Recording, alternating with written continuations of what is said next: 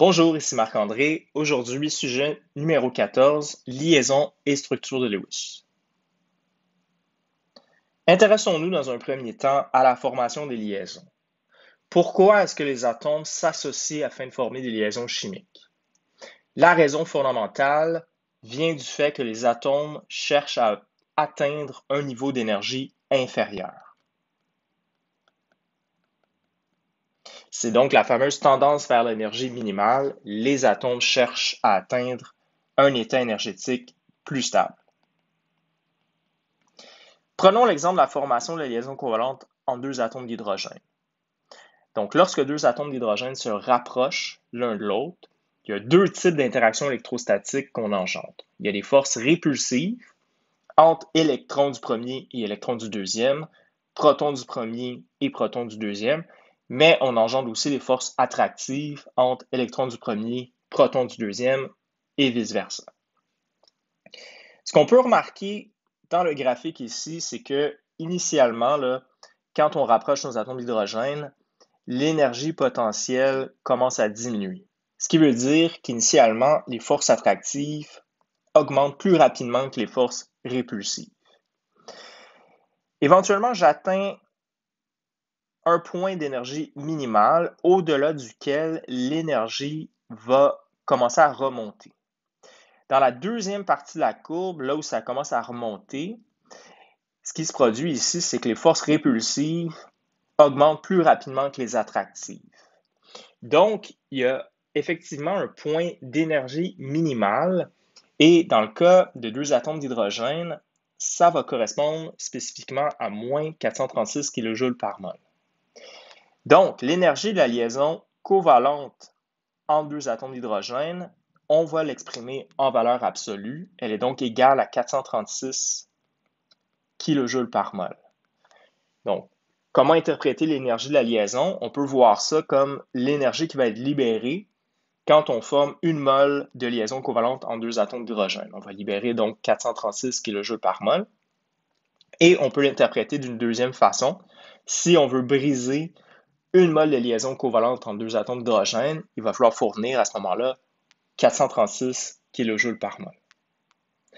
Sur l'axe des X, on a la distance entre les noyaux et on peut voir que la valeur d'énergie minimale correspond à 74 picomètres, donc la distance idéale entre les deux noyaux. Cette distance-là qui correspond à l'énergie minimale, c'est la longueur de liaison covalente. Donc, dans le cas de deux atomes d'hydrogène, cette longueur de liaison-là correspond précisément à 74 picomètres. Mais évidemment, cette valeur-là va changer selon les atomes qui sont impliqués dans la formation de la liaison covalente. OK, intéressons-nous dans un deuxième temps à la formation des liaisons du point de vue de la mécanique quantique. Alors, selon la mécanique quantique, on a une théorie qui s'appelle la théorie de la liaison de valence. Et selon cette théorie, une liaison covalente résulte d'un recouvrement d'orbitales atomiques. Donc, recouvrement d'orbitales atomiques. En anglais, on appelle ça un overlapping. Alors, je vais vous montrer un petit peu comment ça se produit. Reprenons l'exemple de la formation de la liaison covalente en deux atomes d'hydrogène. Donc, l'électron dans l'atome d'hydrogène à l'état fondamental se trouve dans une orbitale 1s. Et là, je vais prendre une deuxième orbitale 1s.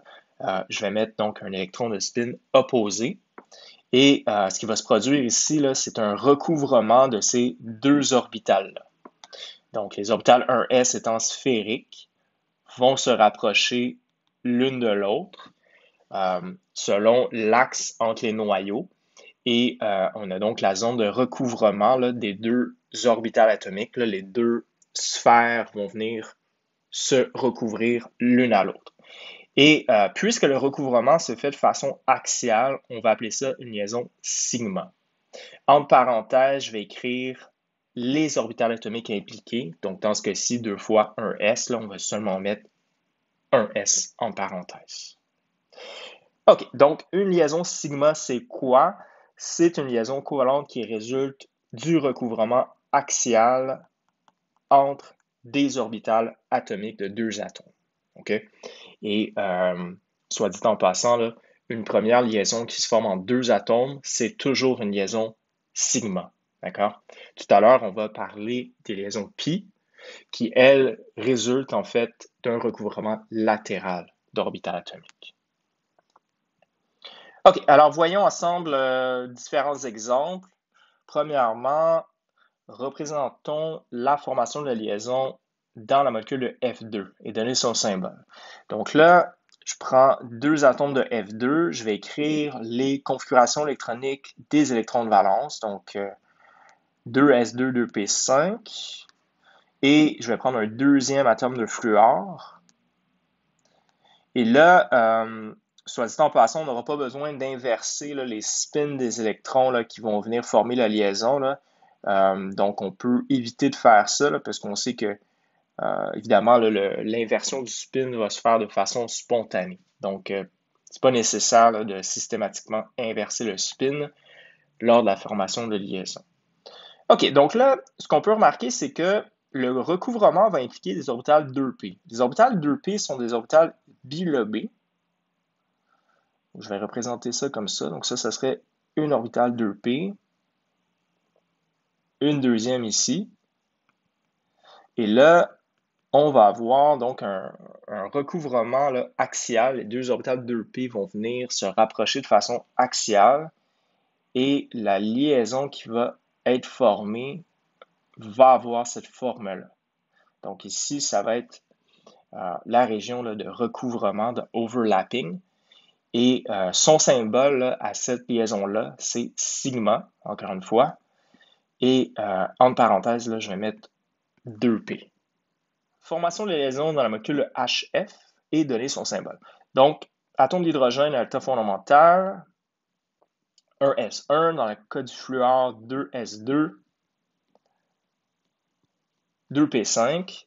Donc, les orbitales qui vont se recouvrir sont une 1s et une 2p. Donc, la 1s, comme on sait, elle est sphérique. Et la 2p, elle est bilobée. Et je vais donc avoir un recouvrement axial ici.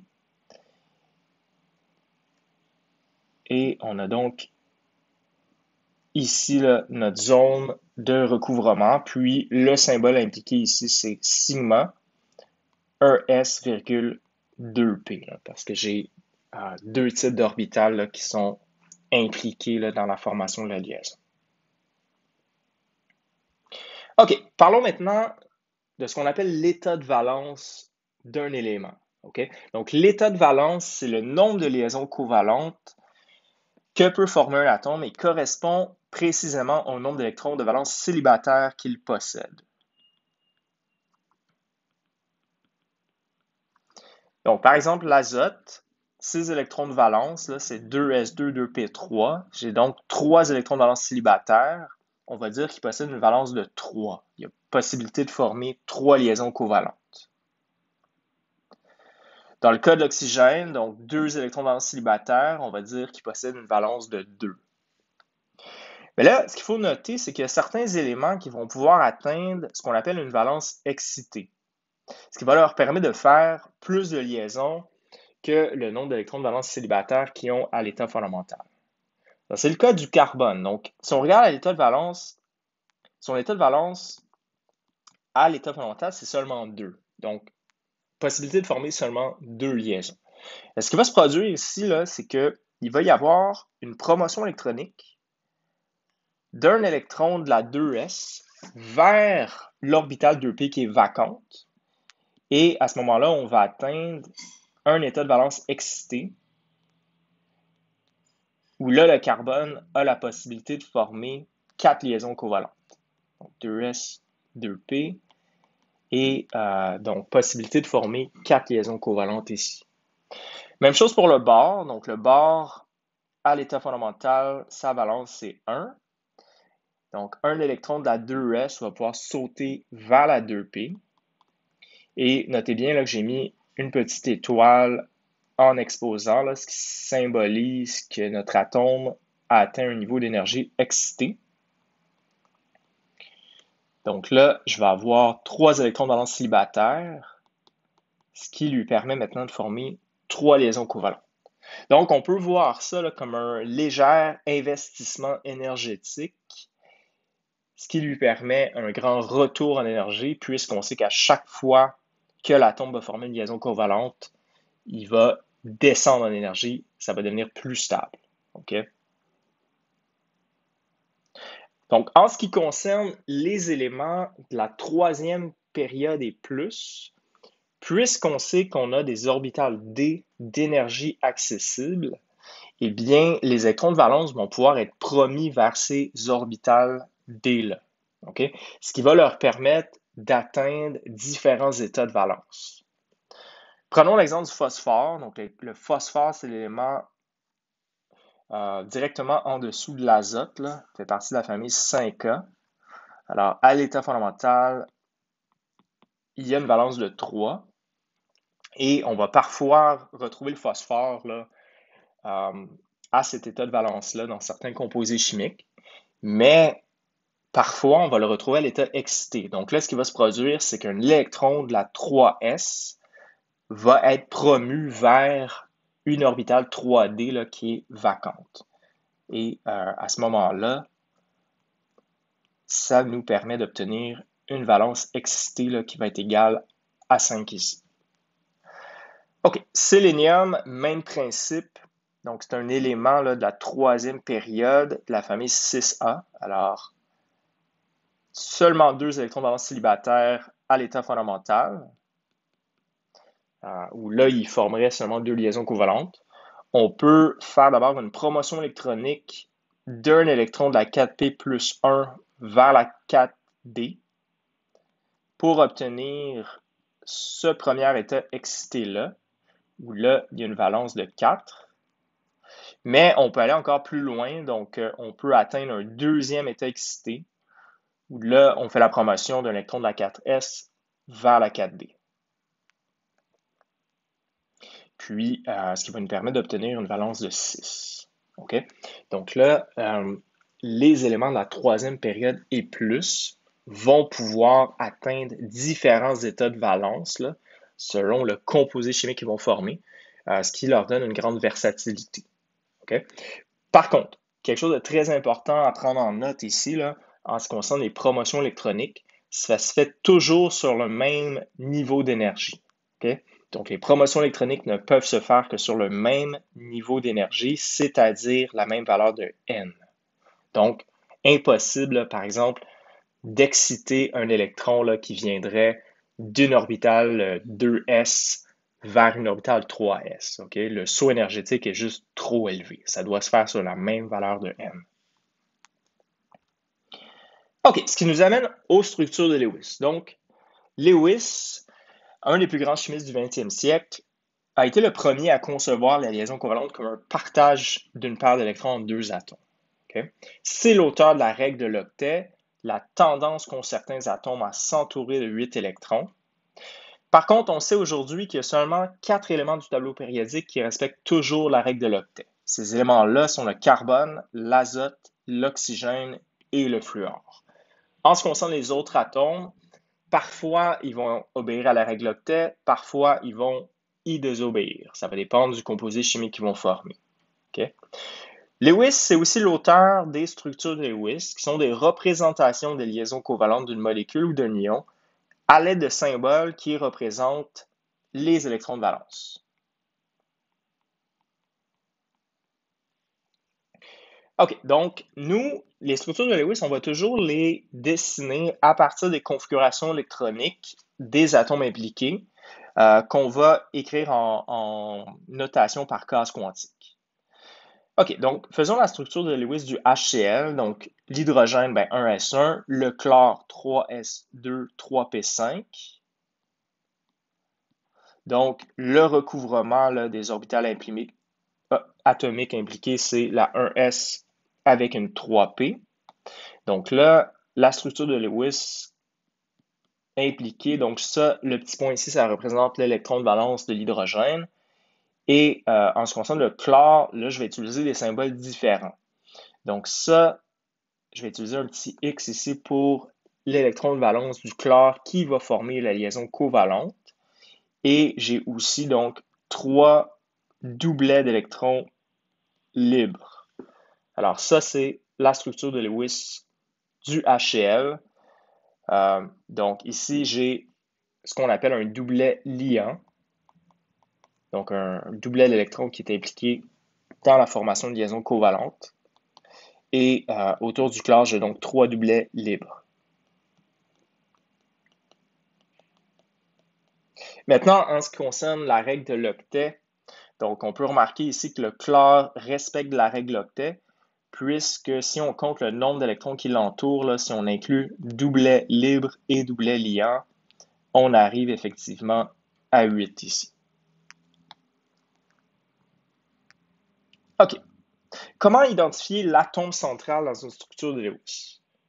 Donc, de façon générale, c'est souvent l'atome qui peut faire le plus de liaisons covalentes. Une autre façon de le trouver, c'est souvent aussi celui qui a la plus faible valeur d'électronégativité. Donc, par exemple, si on veut faire la structure de Lewis du NOF, donc, je vais commencer par les configurations électroniques. Donc, l'oxygène 2s2, 2p4, l'azote 2s2, 2p3, le fluor 2s2, 2p5. Donc, ce qu'on peut remarquer, là, c'est que l'azote ici a une valence de 3. Il peut former donc plus de liaisons. Donc, c'est probablement l'atome central ici. Alors, là, je vais montrer les orbitales atomiques qui vont se recouvrir. Et ce qui est important aussi, là, c'est qu'on ne laisse aucun électron de valence célibataire là, non associé. OK, donc là, je suis prêt à faire ma structure de Lewis. J'ai donc N ici. Et là, je peux décider de mettre le F à droite ou à gauche. Là. Ça n'importe pas. Donc là, j'ai utilisé des symboles différents pour les électrons du fluor et de l'azote. Ça, c'est important. Et ensuite, donc ça serait la liaison covalente simple entre l'azote et le fluor. Et du côté, là, avec l'oxygène, on va former une liaison double. Donc ça, c'est ma liaison double. Et l'oxygène a aussi 2 doublets d'électrons libres. Et ce qu'on peut remarquer, là, c'est que l'azote a aussi un doublet libre. Donc ça, c'est la structure de Lewis du NOF. On peut noter au passage là, que les structures de Lewis ont tendance à être soit symétriques, si possible, ou linéaires, comme c'est le cas ici. Là. Et comme je l'ai noté tout à l'heure, assurez-vous qu'il ne reste pas d'électrons célibataires dans vos structures de Lewis.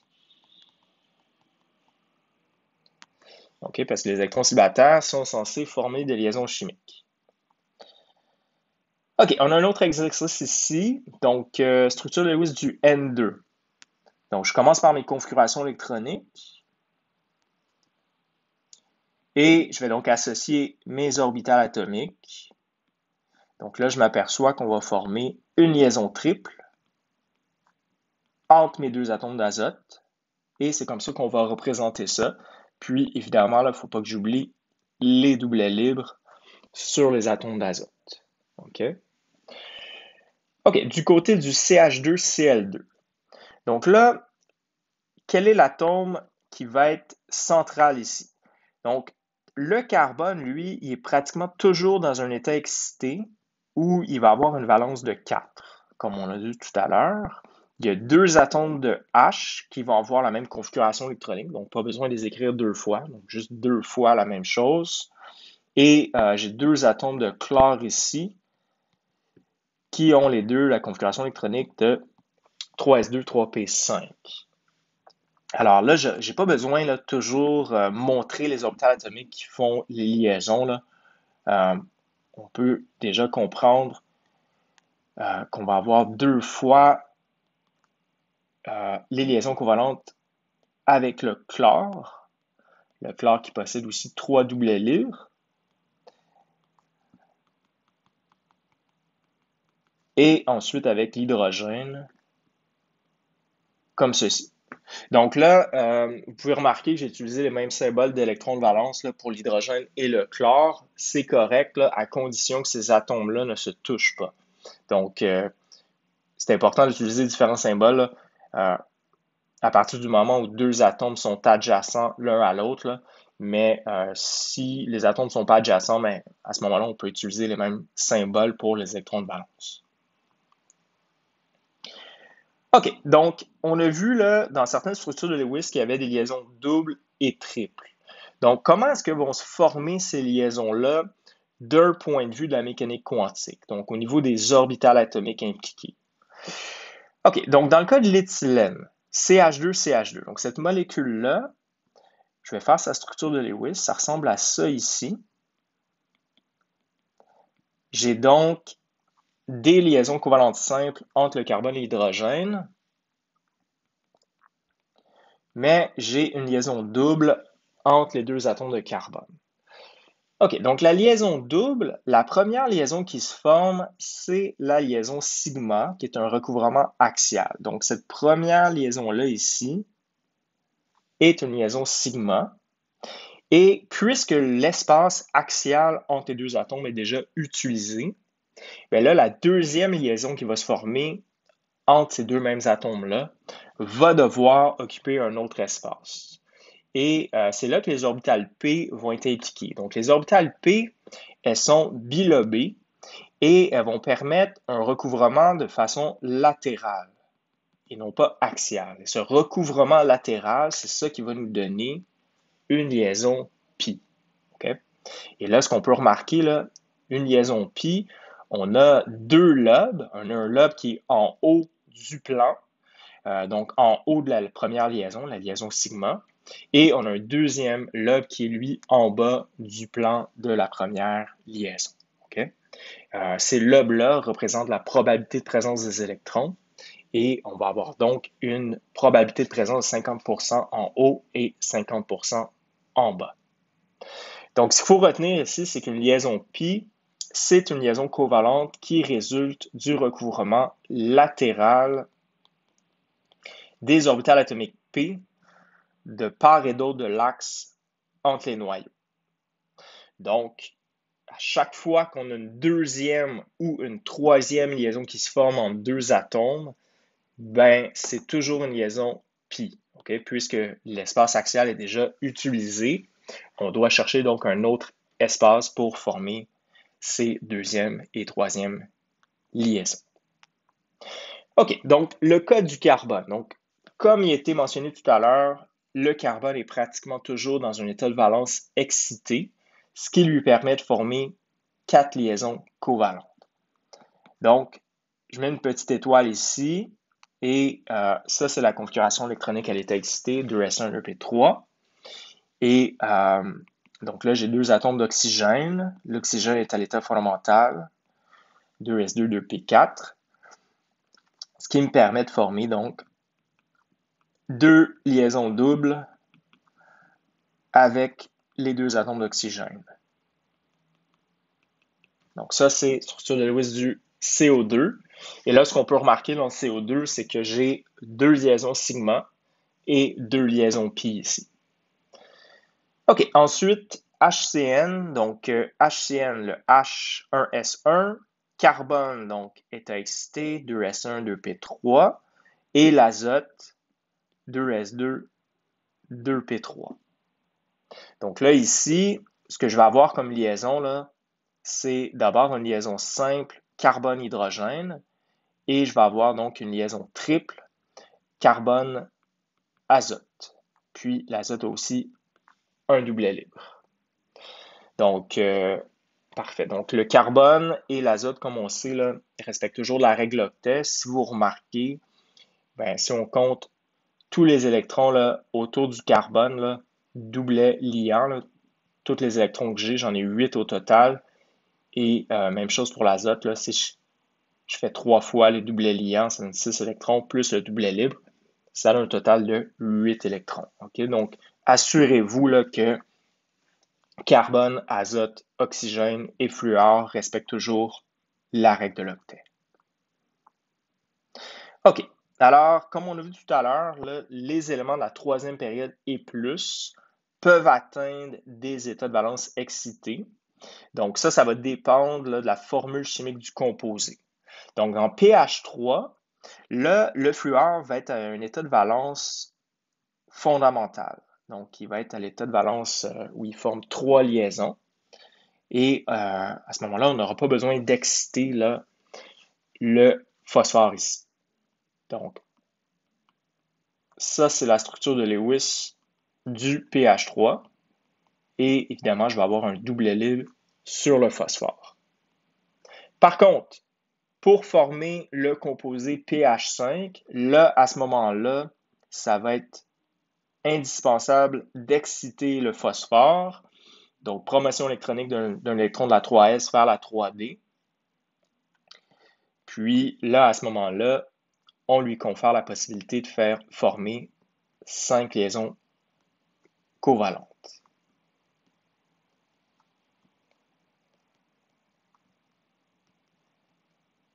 Et là, ce qu'on peut remarquer, c'est que dans pH 3, le phosphore respecte la règle octet, tandis que dans le pH 5, là, il dépasse le 8 électrons, donc il ne respecte pas la règle de l'octet. Okay? Donc ça, c'est correct puisque le phosphore fait partie des éléments de la troisième période et plus. Parlons maintenant du cas particulier des oxyacides. Les oxyacides, comme leur nom l'indique, sont des acides qui contiennent de l'oxygène. Par exemple, l'acide nitrique, HNO3, l'acide sulfurique, H2SO4, l'acide phosphorique, H3PO4, et ainsi de suite. Alors, il y a une règle particulière pour les oxyacides, ainsi que les oxyanions qui sont dérivés de ces acides-là. Donc, par exemple, si je prends H2SO4, j'enlève un H+, on obtient HSO4-, qu'on appelle un oxyanion. Alors, pour ces espèces chimiques-là, il y a une règle particulière, c'est que les H sont portés par les oxygènes.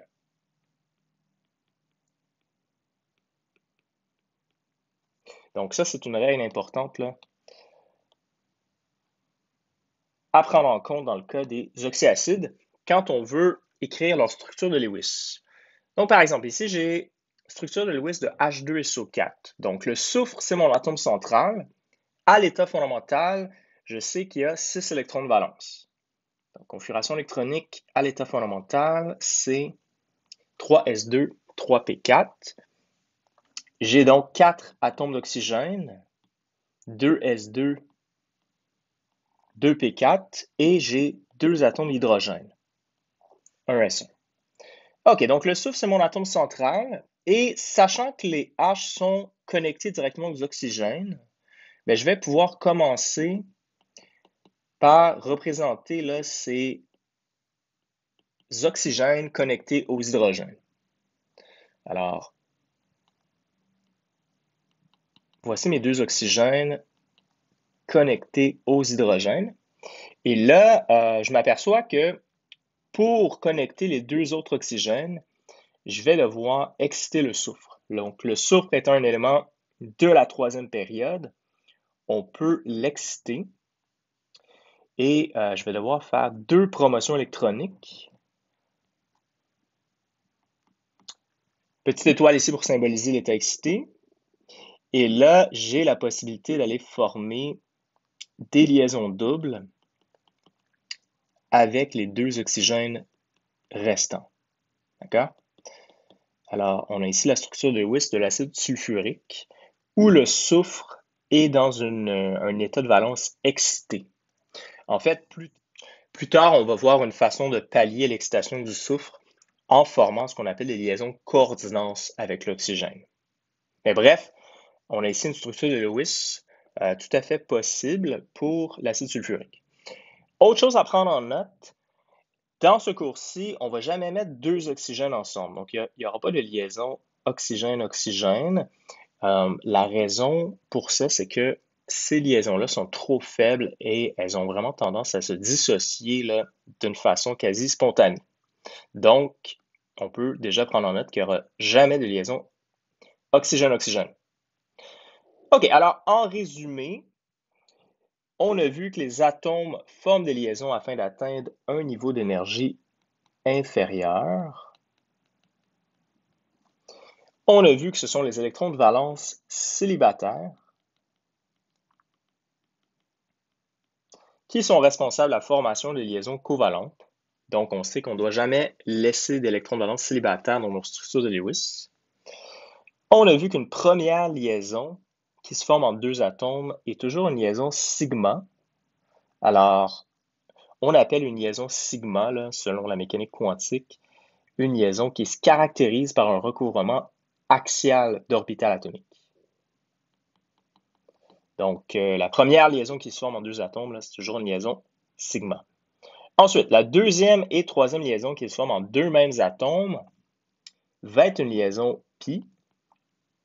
Et on a vu que les liaisons pi se caractérisent par un recouvrement latéral des orbitales atomiques p. Et à cause du fait que le recouvrement latéral est moins optimal que le recouvrement axial qu'on retrouve dans la liaison sigma, une liaison pi va toujours être plus faible qu'une liaison sigma entre deux mêmes atomes. Et là, il faut faire attention, là. C'est sûr qu'une liaison double entre deux mêmes atomes va être plus forte qu'une liaison simple entre deux mêmes atomes, mais une liaison pi est plus faible qu'une liaison sigma entre ces deux mêmes atomes. OK? J'espère que vous me suivez. Ensuite, on a vu qu'il y a seulement 4 éléments qui respectent toujours la règle de l'octet: carbone, azote, oxygène et fluor. Et on vient de voir la règle très importante que chez les oxyacides, les hydrogènes sont sur les oxygènes. Alors, ça complète le cours d'aujourd'hui. Je vous souhaite une bonne étude. Au plaisir et bonne journée.